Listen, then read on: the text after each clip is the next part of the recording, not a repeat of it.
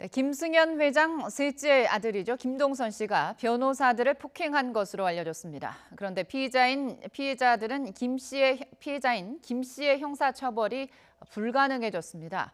변호사들이 김 씨의 처벌을 원하지 않기 때문인데요. 이유가 뭘까요? 오윤성 순천향대 경찰행정학과 교수 또 강신업 변호사와 함께 자세한 내용 살펴보겠습니다. 어서 오십시오. 네, 안녕하십니까?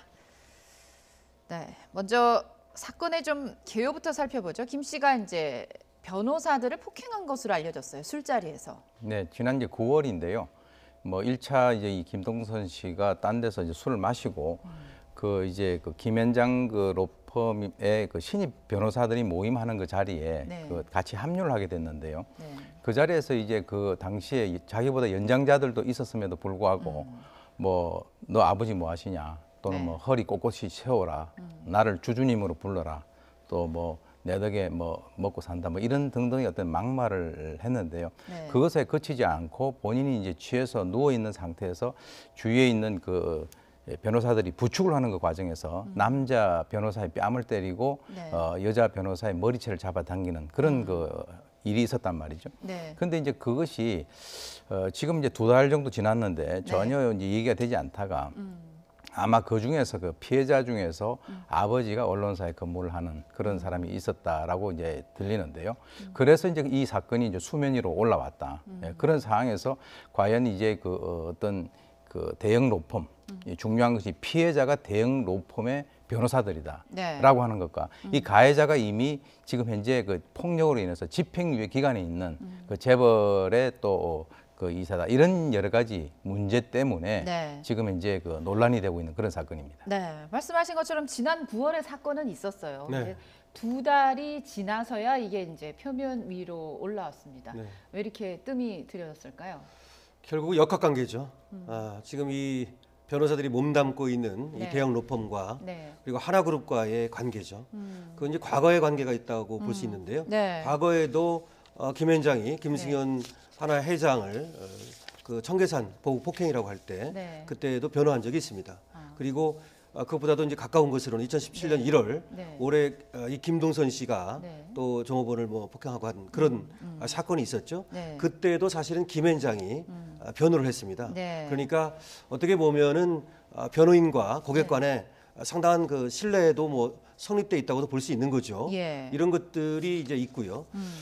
그래서 아무래도 이제 김 회장이 몸담고 있는 이 피해자 변호사들로서는 네. 그것을 사건화하기가 네. 좀 어려웠다. 뭐 이렇게 볼 수도 있고요. 네. 또 이제 얘기하는 걸 보면 지금 그 피해자들이 얘기하기를 당시에 그 자기들 중에 아는 사람이 네. 지인이 있어서 김동선 씨를 불렀고 네. 그렇게 해서 합류를 했는데 우발적인 일로 좀 벌어졌다. 네. 그리고 본인이 사과를 했다. 네. 이런 3가지 이유를 들었어요. 지인, 그다음에 우발적인 일이다. 네. 사과를 했다. 네. 이렇게 얘기를 하면서 그래서 사건화하지 않았다. 처벌을 원치 않는다. 네. 이렇게 말하고 있는 거죠. 예, 말씀하신 것처럼 경찰 조사에서 이제 어쨌든 이게 논란이 불거지면서 경찰이 조사를 했어요. 피의자들을 불러서 했더니 피해 변호사들이 뭐 폭행도 있었고 막말도 있었던 건 사실이다. 그런데 김동선 씨의 처벌은 원하지 않는다. 이렇게 했습니다. 이렇게 되면 피해자가 원하지 않는다. 뭐 여러 가지 얘기를 해주셨습니다. 지인이 있었고 우발적인 범행이고 당사자가 사과를 했기 때문에 우리는 처벌을 원하지 않는다 이렇게 밝혔는데. 처벌을 원하지 않으면 처벌은 안 되는 건가요? 현재까지는 이제 폭행과 모욕죄는 그 반의사 불벌죄라고 해서 피해자가 원치 않으면 그걸 처벌할 수가 없는 그런 상황입니다. 예. 그런데 이제 가장 중요한 것은 지금 최초부터 이 그 피해자들이 만약에 처벌할 의사가 있었다라고 한다면 뭐 상해 진단서를 띄거나 뭐 네. 이런 식으로 해서 적극적으로 이제 그 대처를 했을 것으로 보이는데 네. 지금 이제 전반적으로 돌아가는 상황을 보면은 이거 2달 이후에 이제 수면 위로 올라왔단 말이죠. 네. 아까 말씀하셨습니다마는 애시당초에 이것은 문제를 만들 어떤 그 의지가 별로 없었다라고 우리가 볼 수 있는데 네. 어떤 의미에서는 지금 이제 하나그룹이라고 하는 이 재벌이 바로 이 김현장이라고 하는 굉장히 그 중요한 어떤 고객이란 말이죠. 예. 그리고 이제 그 뭐 김성현 회장의 그 보복 폭행 사건 때도 그 당시에 그 변호를 했었고 네. 또 이 사람은 굉장히 중요한 그야말로 대주주인데 이 사람에 대해서 만약에 문제를 제기를 하면 네. 스스로 자기 모순에 빠질 수가 있어요. 자기가 보호를 해야 할 그 고객을 네. 그 로펌에서 공격을 해야 되는 네. 그런 어떤 그 자기 모순에 빠질 수 있는 그 가능성이 있기 때문에 네. 아마 그것에 대해서는 문제를 제기하지 않을 것이다라고 네. 이제 추정이 됩니다.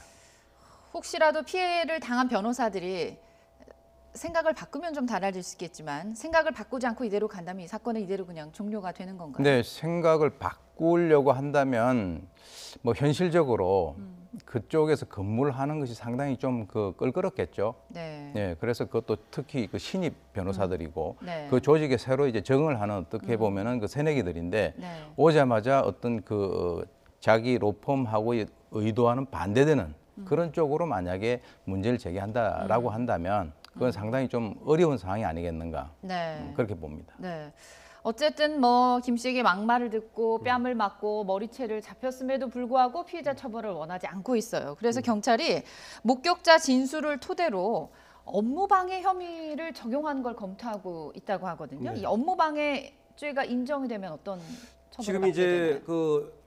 이 김현장 변호사들을 조사를 했습니다. 예. 그래서 22일 오후 4시부터 네. 23일 자정이 넘어서 1시까지 이렇게 조사를 했는데 네. 당시 분명히 처벌을 원치 않는다고 밝혔습니다. 예. 그래서 이제 그 김현장 변호사들의 어떤 처벌 의사에 의해서 처벌하는 건 어려워졌고요. 네. 지금 얘기하는 것처럼 그러다 보니까 경찰에서는 업무방해를 한번 살펴보겠다라고 얘기를 하는 겁니다. 예. 그래서 이제 업무방해라고 하는 것은 그 당시에 뭐 술잔이 깨져 있었다 이런 진술이 있거든요. 네. 그래서 혹시 그 영업장에 영업을 방해한 걸 말하는 겁니다. 지금. 예. 그래서 그 당시에 그 목격자인 종업원이라든지 네. 그 다음에 실장이 있습니다. 그 다음에 그 옆 테이블에 있었을 것이라고 추정이 되는 이런 네. 손님들을 어떤 추적한다든지 네. 내지는 CCTV를 지금 확보를 했거든요.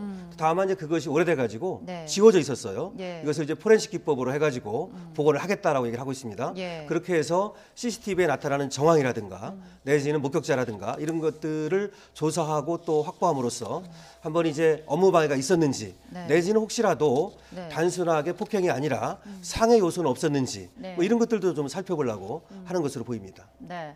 워낙 여론에서 갑질 논란이 얘기가 되고 있으니까 경찰도 상당한 부담을 느끼고 있는 것 같습니다. 근데 제가 듣기로는 이 지금 뭐 대형 로펌과 대기업 간의 어떤 관계가 변호와 뭐 변호를 받는 이런 관계를 또 넘어서서 이 자문이라는 상당히 중요한 역할을 또 하고 있다고 그러더라고요. 그래서 그렇습니다. 이 부분이 상당히 큰 영향을 주고 있다라는 얘기도 있더라고요. 네, 이 자문이라고 하는 것에 지금 뭐 이제 알려진 바에 의하면 뭐 한 3분의 2 정도의 어떤 그 비중을 두고 있다라고 할 변호보다는? 정도로 네, 아, 그렇습니다. 그래서 네. 이제 어떤 의미에서는 이 그 하나라고 하는 이 그룹에 대해서 이 우리나라 최고의 어떻게 보면은 그 로펌 아닙니까? 예. 근데 이제 적어도 우리나라 최고의 그 변호사들이 모인 그 집단에서 과연 이러한 그 사항에 대해서 적절하게 대처를 못하고 있다라고 하는 것에 대해서는 사실 어떤 그 국민들이 바라보는 그 입장에서는 결국 어떤 그 거대한 돈이라든가 또는 뭐 권력에